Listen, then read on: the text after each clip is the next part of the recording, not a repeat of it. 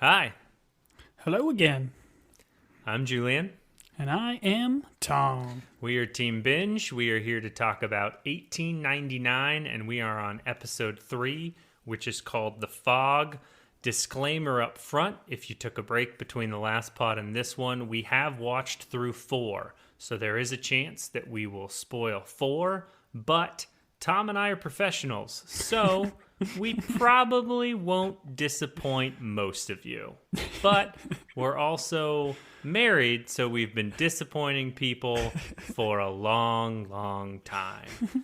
And I want to clarify, we are married to one another, and that's why we record this remotely away from each other, because otherwise we would fight. All right. A lot of that was a lie, but Tom, we're back in it with The Fog. Yeah, we're And not professionals. we are not. No, we don't. We don't see a dime from this. It all goes to charity, which is good because in this holiday season, you should give to charity. Anyways, before we go into our charity spiel, I'd like to ask you the question, Tom. This episode is all about the fog. Have you, in your life, ever experienced fog? Or, Yes. oh, wonderful. Yes. Go on. When I was a kid, I don't think I've ever had to drive through it, but I remember as a kid in my youth, I used to run around the country playing soccer. We had a tournament in the beautiful Santa Fe, New Mexico.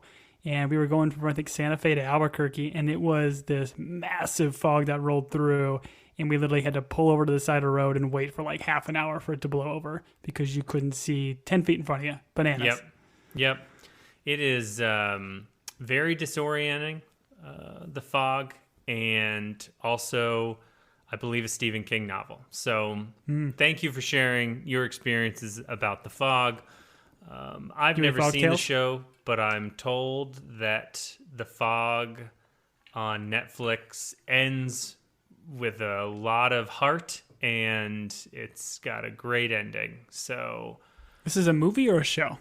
I think it's maybe think it's it's a both. movie. I think don't know. they've done both. Yeah, I don't know. I just know that they all off themselves at the end, and Spoiler alert. Oh, I said we weren't going to spoil 4. I didn't say we weren't going to spoil Stephen Everything King else. stuff. Sorry, my bad. All right, we open up this episode as we have with the previous 2, where a character wakes up, and they wake up to Mara's voice saying, "Wake up." Which, Tom, we have a typical start to our podcast. I'm wondering if we should start just screaming "wake up" into the mic to start every episode from here on. Let's put it to a vote.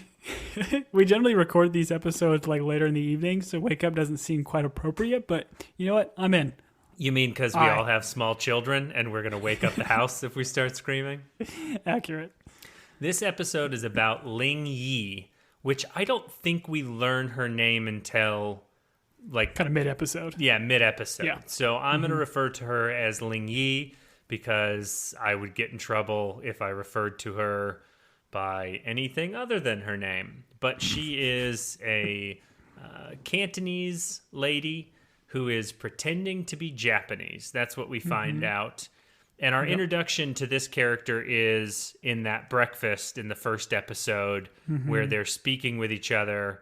And you're the one that watched it not dubbed. I'm assuming they're speaking Cantonese, and that's when Mrs. Wilson chides them, and so they're supposed to be speaking Japanese. Is that correct? Yeah, I think she's not supposed to be speaking at all, and I think I even like the way they were kind of sitting at the table and the way I think the subtitles did it where it said Cantonese. I wonder if that would have been kind of a tell, like, okay, well, why is this geisha saying Cantonese? Again, I don't know much about like the history of geishas and all that kind of stuff, but I thought that was kind of interesting. I also thought it was funny too because the way they framed this scene of her in her room, you see the big kimono like on the wall. That's right. And you see the big back of it, and it's got, of course, what does it have? The big old pyramid. And this is where me and my wife joked, like, we need to do a drinking game to the show where every time you see a pyramid, you got to take a shot. Oh, that would be rough. Anytime they look at the carpet, you'd be hammered. There's so many pyramids. I'll do the beetle. I won't do the pyramid, but actually, you know what? I'm back in. Let's do the pyramid. Let's get hammered, you know? So we go from there and we find out that they are a mother and daughter, which I don't think is revealed to us until this episode. And we discover that Mrs. Wilson, and forgive me, I know this is a kid's podcast, but I believe she's a pimp. But then I was informed that her proper term is a madam, I believe, is how that is. I don't think you're allowed to say pimp anymore, but I don't know. Write us at Team Binge Podcast. Kids, write us at teambingepodcast@gmail.com. Let us know whether or not we're still allowed to say pimp. Yeah, we do this for the kids in the first place. But true. I've been off the streets for quite a few years, so I don't know what they're calling it these days. Right. They just referred to you. Kids' lingo. I think they just called you Gator, right? That was your nickname? Gator? Yeah. Gator needs his money. Oh, no. All right. And the mother is talking with Ling Yi, and she is very adamant that it was a mistake to get on this ship. And what I liked about this episode is, the last episode was Captain Larson, and I think like what we got out of his episode from like his backstory is married, kids, tragically met an end in a house fire. This one I think gave us like a stronger backstory, and they did it in a way where like the mom's saying it was a mistake to get on this ship, but I don't think we really quite realize like how they got there or like why it's such a mistake. And this episode like slowly like pulls the thread and reveals more. And I just want the people from the Rings of Power to watch the show to see what good storytelling is and writing is. That is probably a mean thing to say, but that's how I feel. No, it's like, that's the thing. I think it's a fair assessment of if you don't love like all the kind of shenanigans going on or the like just bonkers mystery that we've gotten so far through these first handful of episodes, like you would at least stay around for the storytelling because it is done very, very well. And the character development is there. And I think a lot of it is earned. Some of these stories I think kind of rehash themselves as we kind of get through it, which I also think is kind of interesting, but I'm wondering if maybe they should play a little bit. I don't know. I don't want to go too far into this because I have kind of theories maybe as we get to the end of episode 4, but I'm with you, man. It was an interesting dynamic. These two, we didn't really know what their relationship was. So now to learn that they're mother and daughter, I thought was kind of cool.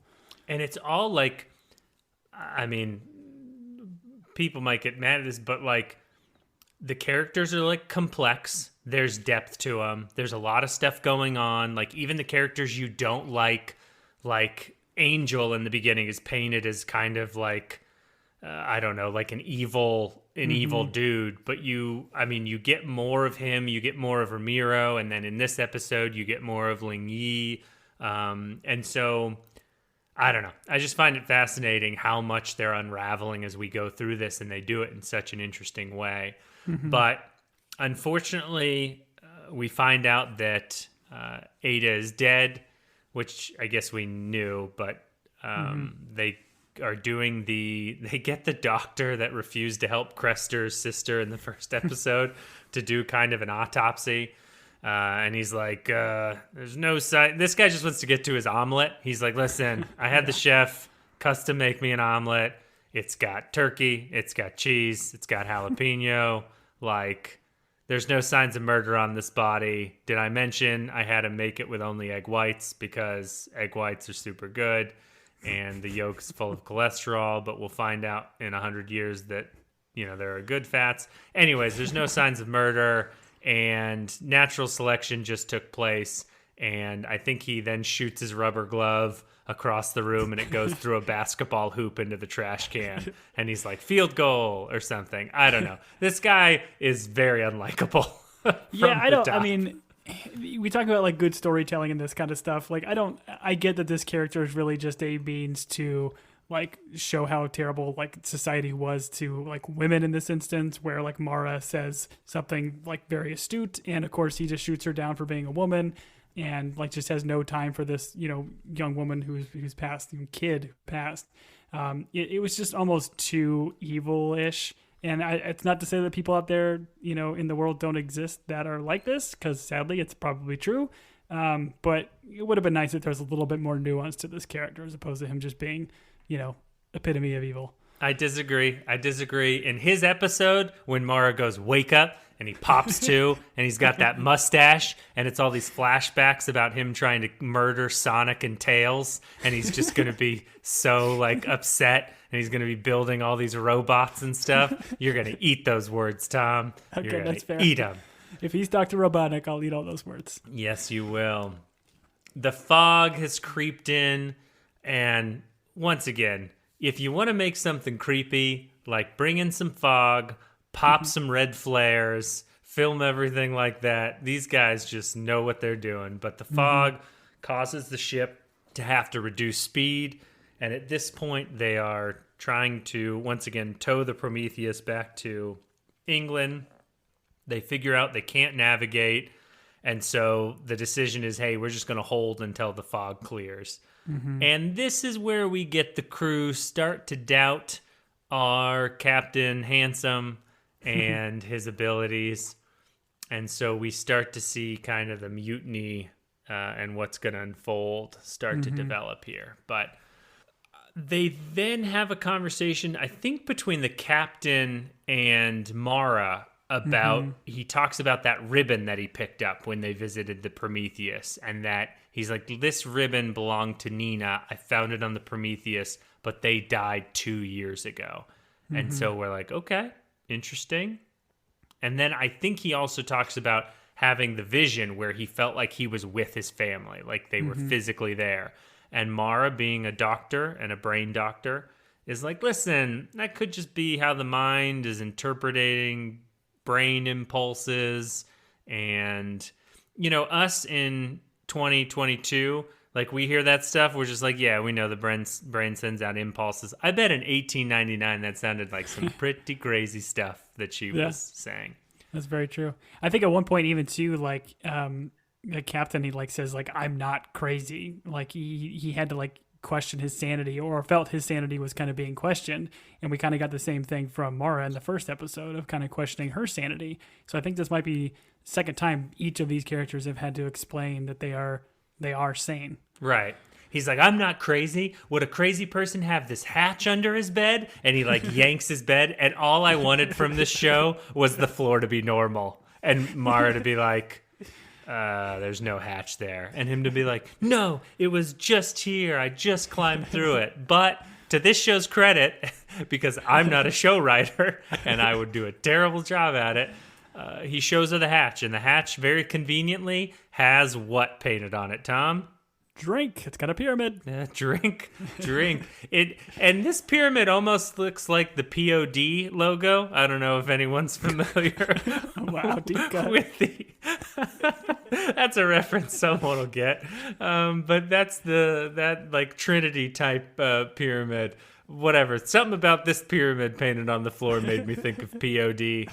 And I think feel so alive for the very first time? Oh, what a great song. And then something about Here Comes the Boom. Maybe that's what's going to happen. Here comes the boom. Ready or not. That's something. And I'm not afraid to admit it, Tom, but today I listened to some Creed out of nowhere. So I've just got POD and Creed on the brain, I think is what it comes down to. Anyways, so he's explaining, like, I think this is where he goes into, like, the ship went into port. They did modifications on it. This hatch isn't supposed to be here. And then he's like, listen, we need to go back to the Prometheus because we need the logbook. And I was like, okay, got it. Logbook, like, seems important. Do we, I don't know. This felt like, hey, we need a reason to go back. We're going to go back for the logbook. Okay, cool, fine. So, well, we get a little bit of Mara too, where she kind of again explains that she's lost everything and she can't go back. It's like, again, we don't know exactly what she lost and what her backstory is, because even though the first episode is kind of her perspective, if you will, we don't get those same flashbacks as we do for the other characters we've gotten thus far. I mean, it would have been great storytelling, and we would have wrapped this whole show up right here if she'd been like, I've lost everything. I lost my logbook. And he's like, well, we're going back to the Prometheus to get a logbook, so we could solve everyone's problems. But that's not what happens. Once again, I don't write for television. We go down to the lower class. We'll just say the lower class suites. Is that okay? Can we say lower class suites? Steerage. Okay. I prefer suites. It makes me feel And that's spelled Suites. Man, Okay. I'm glad. I think I pulled that off. And the Danish passengers are very concerned about Ada, because at this point they do not know that she has met her demise. And so you see some like tension starting to rise below decks. Speaking of tension rising from below decks, Mrs. Wilson Wow. examines Ling Yi, and it's, I don't know. I guess this is not something I'm real familiar with, so I don't know how to speak to it. But it doesn't look comfortable, and it doesn't look fun, and it is very unfortunate. But we find out Mrs. Wilson discovers that Ling Yi lied about being an escort previously. And so... Which I thought was kind of interesting, like the idea that Mrs. Wilson like doesn't know who like she's really bringing aboard. She just assumes it's like one of her, I don't know, like harem of other escorts that she oversees or whatever, because she doesn't really know who Ying Li is, right? She just assumes she's one of her crew, if you will. And that's what I was getting about earlier, like how this unravels, because every time there's like an interaction, you're like, wait, like, okay, so she doesn't know them. Like from the first episode when she talks so like sternly to them, you have no idea what's going on. I don't know. Maybe the audience, maybe you and I are just so ignorant of these things, having not spent a lot of time on 1800s liners soliciting escorts.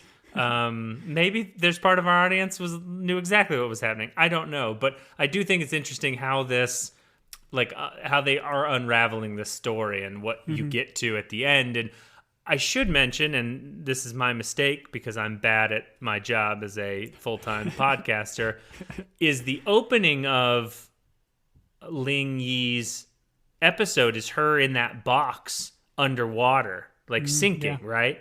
And that significance comes into play as the story unravels and we get like what actually happened. But that's the, like, she's like having that like panic dream, envisioning what happened to the person as we get to that. But For sure. yeah, I think they did, once again in this episode, like how they unraveled this, I really enjoyed it. Kept me guessing. I didn't know what was going on.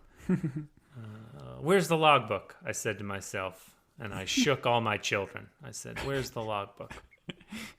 Did you order the code red? Did you order the code red? My kid was like, is that a video game? I was like, no. Anyways.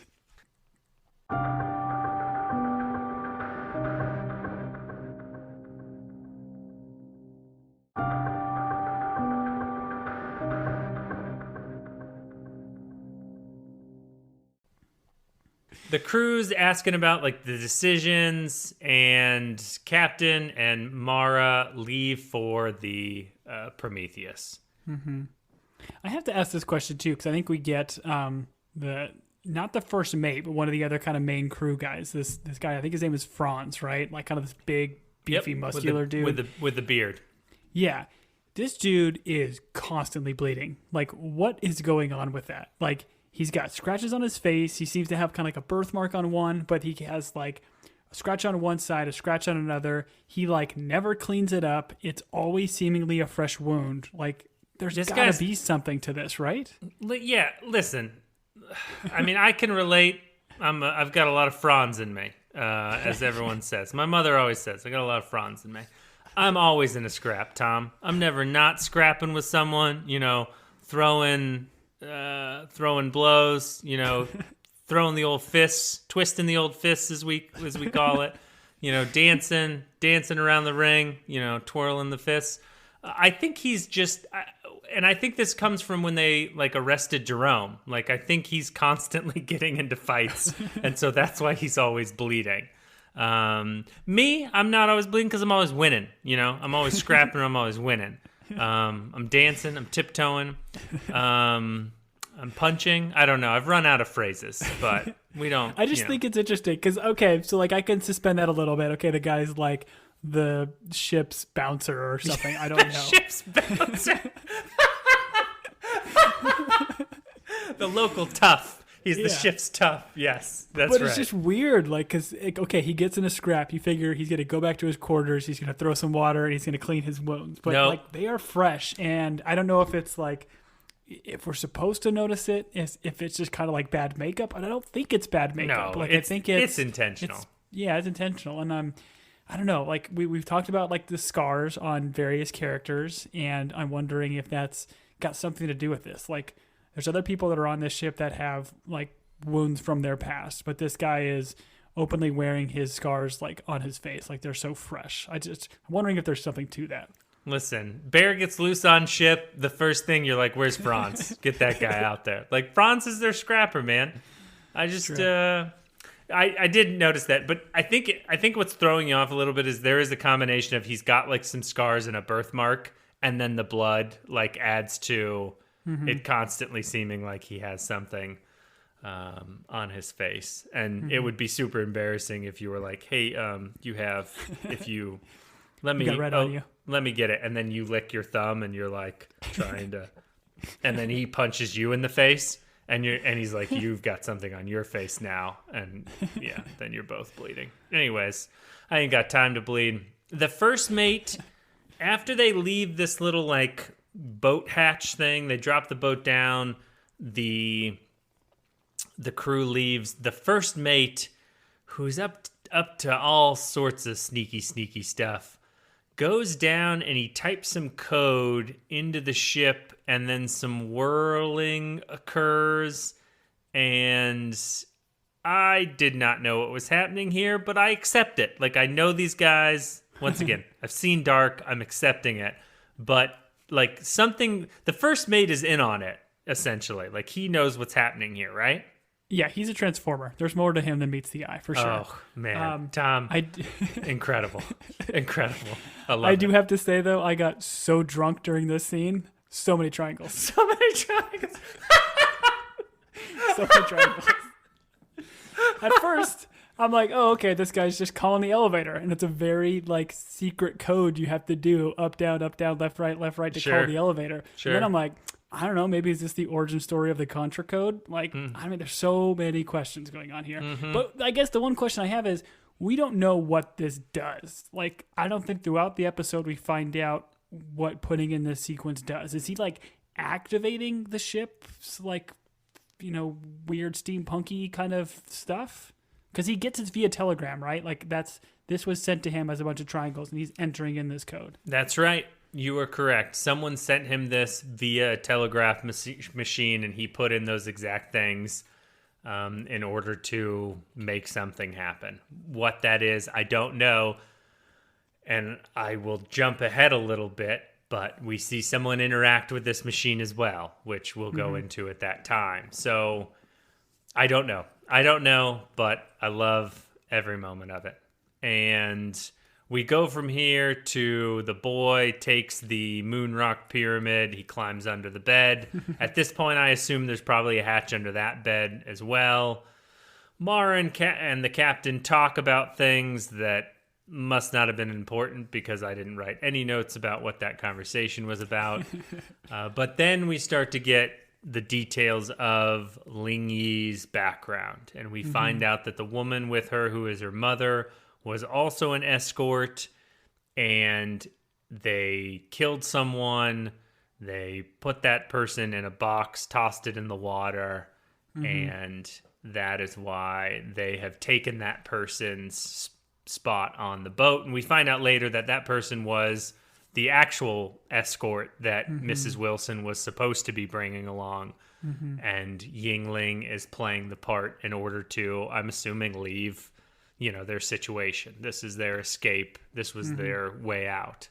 And I like the way they kind of shot this too, where it's like, this wasn't anything like malicious. She was just trying to seemingly give, I think Yingling even says, she's trying to give like more or less like sleeping tea or something like that to the girl that she said she's seen her mother do to, you know, her clients and stuff. So she's just trying to kind of drug the girl, not trying to kill her. And like, it's just so much more, gives so much more power to like her character and her backstory and where she is right now in her life and how she got stuck on this boat. It was just very traumatic and very well told. Yeah, but I also find that it's like from her dream of like picturing waking up in the box and like drowning, like her regret is, did she like wake up after we tossed her over the boat? Like she's Exactly. going through that type of guilt. And Tom and I, obviously, with everything that's happening in the world, Tom and I are not condoning putting someone in a box and dumping them in the ocean. We've always had a strong stance against putting people in boxes and throwing them in the ocean. You bury them. Don't bury people either.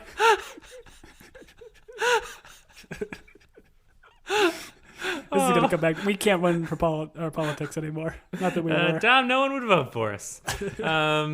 But I'd vote for you after that comment. That was incredible. Oleg, sweet Oleg, finds Ling Yi screaming and comforts her. So I'm interested in finding out where that relationship develops and what happens there. The crew finally goes down and tells Ada's family what happened, and they take Tove up to Ada's body, because I think at first it's like, don't tell the Danes, or the Danish folks down below, because it's all going to go bad. We cut from that moment to a very normal interaction between Angel and Kressler, where some stuff happens between a gate and I don't know. Is there a proper phrase for this, Tom? Yeah, they're getting handsy. Getting handsy. All right, that's fair.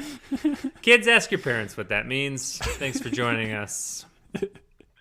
Mara and the captain find that the Prometheus also has a hidden hatch under the bed. And maybe this is the part where the captain brings up that both ships went in for retrofit.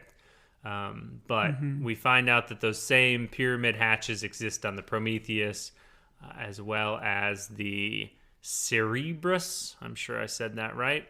I think they said, I know it as Cerberus, but I think they even said it like on the show, like a Carabus or something like that. So I think you're okay with how you pronounced it earlier. Wonderful. I do want to mention, though, is when they do go down this hatch, I think Mara does go down and kind of like investigate. It's super weird, right? Like it's all like black tile, like very well done black tile all on the bottom. It kind of had like some darkish vibes where they kind of crawled through that tunnel for some of the timey-wimey stuff in dark. And how like kind of pristine parts of the tunnel were. I thought that was kind of interesting here. Yeah, no, the tile work definitely looks like an LA producer that's doing too much cocaine had his bathroom redone, and he was just like, I want it black so that I can see the white. And the builder's like, all right, dude, it's going to cost you this. And he's like, I don't care, cocaine. So anything from like a Shane Black movie, I would say this bathroom tile work looks like it could come from that. Anyways, kids, if you're still listening, ask your parents what cocaine is. The boy, the beetle, and Daniel, I think at this point, all run into each other, and you think Daniel, like, the impression you get is that Daniel is going to hurt the boy, but then we find out, like, they, like, do the Top Gun high five, and all of a sudden we find out they're working together because they're trying to find something. Yeah, like Daniel goes into the room and then kind of confronts the boy and says, hey, did you find it? And then the boy kind of nods no. Like, I don't know, man. Maybe it's just from watching Dark, but I got the sense that these might be the same people. Is the boy Daniel? Like, further on, is there timey-wimey stuff going on? I think you're on track here. I had the same thought. You said it first, so I won't take it from you. But I think there is something very similar about the boy and Daniel. And so if they were, two timelines, past, future, whatever it is, I am 100% with you that they are the same person. We find out that the 3 ships from this company were sold to a Henry Singleton. And I have something in here where I have Mara's brother, ?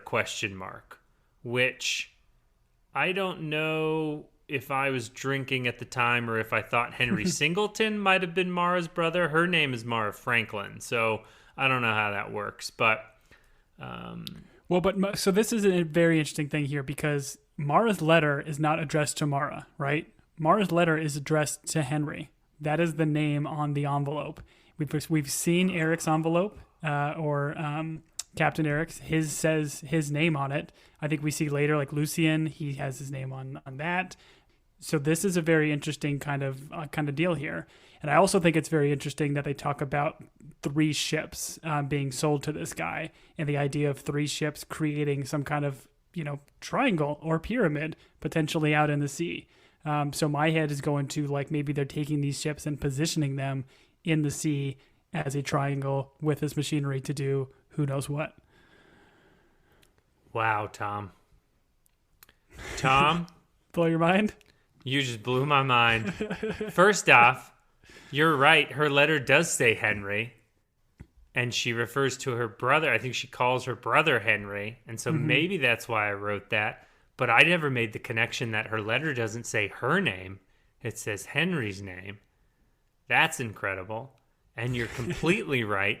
If you take 3 ships and you stand them on their stern and you touch all of their fronty point parts, they would form a pyramid.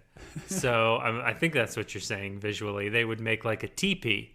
So yeah, I'm with you there. You just got to figure out a way. The play of 3, I feel like just it has to have meaning, right? We're seeing triangles everywhere. The idea of him buying 3 ships, retrofitting these ships. I mean, we see it certainly in like the graphics for the show and the posters of like the sea being opened in a triangle and the ship kind of going into it. I love it.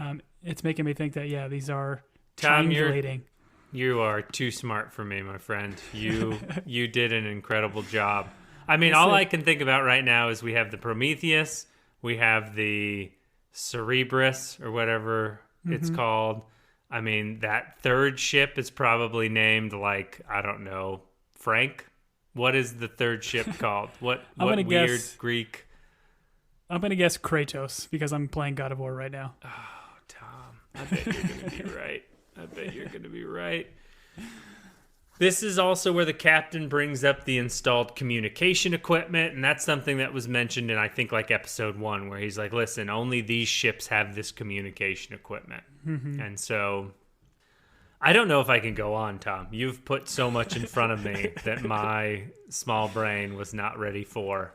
And I'm sure everyone listening to us is like, Julian, yeah, we all figured that out. But listen, I'm having a moment here. So audience, just calm down, okay? I didn't get it until like doing the notes. Like I kind of had some thoughts while watching the show, but then I kind of prepping the notes for it and saw the 3 ships thing. It kind of made me think of it. And I'll give credit to my wife too. I think she even mentioned it too. Like when they said 3 ships, she specifically called out like, hey, that could be triangle stuff. So Ashley, she gets 3 internet points.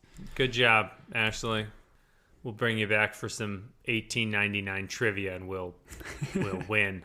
I'll win, because I always win trivia. Never won trivia. Oleg and Ling are hanging out. The fog closes in. I believe a love story is developing between those 2. I may be wrong. I don't know. I love the way the fog kind of comes in and just like engulfs her, right? Because she's kind of at that little opening where they kind of take the boats out where they went to the Prometheus. But I thought this was also interesting too, because just like in Captain Larson's opening sequence where he sees his kind of family sitting around like a fire, they're like all frozen in time until either he says something or like the scene then starts to like play out. And it's the same thing that happens to Ling Yi when she kind of joins the situation. She sees, I think, that other escort that she takes the role of, like just still like kind of deadpan staring forward. And it's almost like they hit the play button and then she starts moving and interacting. And so this is then the scene where she is there. She thinks it's real. She is interacting with, unfortunately, the woman that they dump in the ocean that is the escort that she then takes the place in order to travel to the U.S. So, and this one's kind of heartbreaking, right? Because she's like mentioning it as she's talking to this escort person, saying like I don't want to have this conversation again. I don't want to be here. And the other person just keep going on with the conversation and doesn't even know kind of what's happening. That's exactly right. Crester, unfortunately, sees his dead younger sister. This clearly affects him. The crew finds 3 more bodies, which is not great for anyone. Certainly not those 3 bodies. Well, and the 3 bodies are neatly stacked kind of on the deck. In a Are we to triangle, assume- you're right, Tom. They laid them in a triangle, a stacked triangle, we call it. I don't think they were in a triangle, but the assumption is this is Daniel, right? Or something with Daniel or the Yes, boy that's kind of causing this. Daniel's just killing people left and right. Him and his beetle.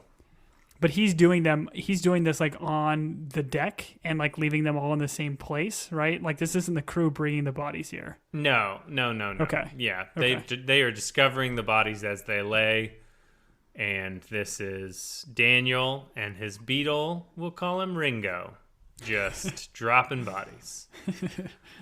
On the Prometheus, they start going through the furnace, and they're looking for like bones and teeth. And they end up finding, dun dun dun, the passenger list. Thanks, Jimmy. And what? Thanks, Jimmy, for the dun Thanks, dun Jimmy. dun. Yeah, Jimmy, you're doing a great job. This was an interesting idea. Like when they said like looking for the bones and teeth, I thought, maybe they did just burn all the bodies in the furnaces, right, in the bottom, and that could be how they didn't find any bodies like washed up or in the ocean. I thought that was a cool idea, but kind of more a red herring because it was just to find the logbook. Yep, find that perfectly unburnt book. That's correct. No, it was kind of burnt. I appreciated this. I've had a fire before where, anyways, it doesn't matter. Ike realizes that Mara's name is in it, but he doesn't tell her. But he starts getting real standoffish, real untalkative. Not that he was before, but I think we then cut, and this was where Ling Yi just like accepts her place in the world. She's like, bring on the clients. I don't know. This I felt sad for her. We then cut to Lucian, and we find out that Lucian also has a letter just like the others that are written to him. Good catch, Tom. I think we see, and then Mrs. Wilson also has a letter, right? So presumably like everyone that was kind of being monitored potentially on those like screens we saw at the end of the episode. Do you think that each one of these people have a letter? That would be a good assumption. Yes, okay. Definitely. But you mentioned like the boy and Daniel have it. I wouldn't imagine they'd have a letter. So I don't know, but everybody we've seen so far that has a letter is being watched. Well, Daniel has a letter. It's just very, very wet. Touche. Lucian visits Ling. This is kind of a rough scene, at least to start here, when she's kind of doing her dancing. But again, as she's doing her dancing and kind of walking back, what do you see on the back of her kimono? A beetle. And this was kind of a tough one to kind of catch, but it's a big embroidered beetle on the back of her kimono. Oh, so it's not a small moving one. It's an embroidered one. It's embroidered, yes. Is embroidered the right word? Yeah. Okay. Bold? Bold? It's a bold embroidery. Michael's a bold guy. Lucian doesn't want any hanky-panky. He just wants to talk. And he wants to talk while he has a seizure. Twist. Then we find lots of bodies, and the crew starts to mutiny. The first mate's not really on board with the mutiny, and I don't know if that's because he knows what's going on behind the scenes. I don't really know what his deal is. Maybe he's just a loyal first mate. I don't know. I think we all deserve first mates like this. It was interesting because he's been the one that almost kind of started the idea, or I don't know. Like I think Franz is probably the one that pushed it the hardest for sure. But he made some comments I think early on in episode 1 where he was questioning the captain's judgment. So for him to kind of turn on a dime here, it's interesting, and clearly he knows more than he's letting on. Right. Now, speaking of first mates and captains, I believe when you got married, your wedding vows, you guys had some first mate and captain wedding vows, right? We didn't. We should have. Although I did have some Game of Thrones references in my wedding vows, so there's that. I'm just glad I wasn't there. But you can definitely tell that they're heading to America, right? They've got so many guns on board. Well, Tom, the first thing anyone does when they arrive is they read that Second Amendment, all right? Oleg tries to run, and he ends up becoming cellmates with Jerome. Just put it in sea jail. Sea jail, the brig, or Disney jail, as we like to call it. Ramiro and Angel are having a conversation. We find out that not only is Ramiro not a priest, but he killed a priest, which... This is something, right? Like, this is now we're Oh, learning it's something. that- Oh, it's certainly something, Tom. Yes. like, this is the second character we found out is not only on board from somebody, but is also, like, assuming their identity. So he is taking the identity of this priest that he killed, and King Lee is taking the identity of this escort that she, accidentally, poisoned. Killed. So Murdered. Yeah. Accidentally Killed. murdered. Manslaughter, I believe is Yeah. the term. Woman slaughter, So I guess. I got to ask you this question. So, like, what we're kind of seeing in these characters is that they're all seemingly kind of being brought to this ship. And do you like the idea that it almost seems like everybody's kind of destined to be on this ship for one reason or another? Or do you think that's like you'd want there to be a little bit more, I don't know, like different stories being told with each of these characters? Like, it'd be kind of nice maybe a character's just on the ship because he's on the ship and not being, drawn to it like a magnet. No, I think that's the show. I Okay. mean, I appreciate it. I think what happens, like with the stuff that you've brought up, which you have been wonderful in discerning this stuff, because I'll be honest, I don't think I caught most of this, but it makes me think like, hey, is the captain who he says he is like, was he the cause of his family's death? Is that like part of this? Mara, is she supposed to be here? Was she the cause of someone's death? Are they all like, is this a Agatha Christie type, let's get all the murderers in a room so that we can sink their ship type situation?